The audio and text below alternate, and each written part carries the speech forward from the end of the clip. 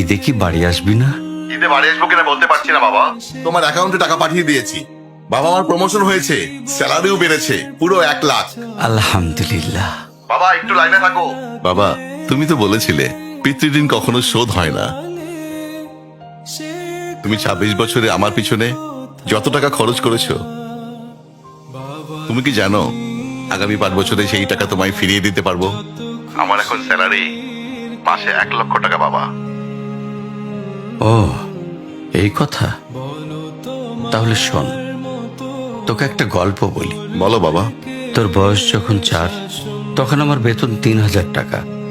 1200 টাকা ঘর ভাড়া দিয়ে 1800 টাকায় চলে সংসার।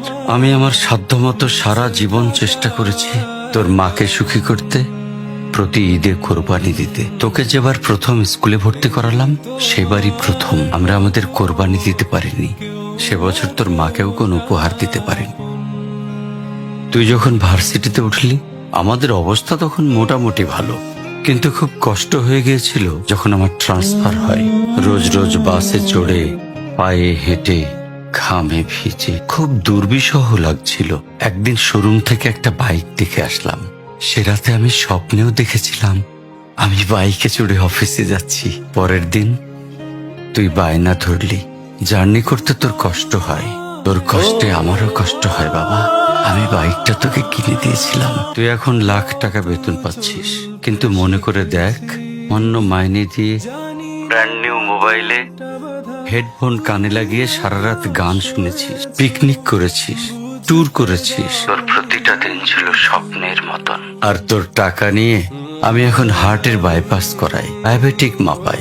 জানিস বাবা, ওর মাছ খাওয়া নিষেধ, মাংস খাওয়া নিষেধ। কি করে এত টাকা খরচ করি বল? তোর টাকা নিয়ে তাই আমি কল্পনার হাট বসাই।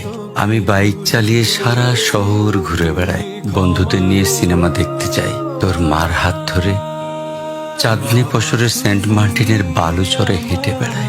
চুপ করো বাবা প্লিজ। আমি তোমার কাছে চলে আসবো, তোমার টাকা না। আমি তোমার ভালোবাসা তোমায় ফিরিয়ে দিব বাবা। বোকা ছেলে, বাবাদের ভালোবাসা কখনো ফিরিয়ে দেয়া যায় না। ছোট্ট শিশুর মলমূত্র মোছা যায়, আর বুড়োদের ঘরেও ঢোকা যায় না। ওকে একটা প্রশ্ন করি বাবা। ধর তুই, আমি আর তোর খোকা 3 জন এক নৌকায় বসে আছি। হঠাৎ নৌকাটা ডুবতে শুরু করলো। যে কোনো একজনকে তুই বাঁচাতে পারবি, কাকে বাঁচাবি? থাক, উত্তর দিতে হবে না। ছেলেরা বাবা হয়, বাবারা কখনো ছেলে হতে পারে না। পৃথিবীতে সবচেয়ে ভারী জিনিস কি জানিস? পিতার কাঁধে পুত্রের লাশ। আমি শুধু জায়নামাজে বসে একটা জিনিস চাই, আমার কবরের ঘরটায় যেন আমি আমার ছেলের কাঁধে চড়ে যাই। তাহলেই তুই একটা ঋণ শোধ করতে পারবি, তোকে কোলে নেয়ার ঋণ। বাবাদের ঋণ কোনোদিন শোধ করা যায় না।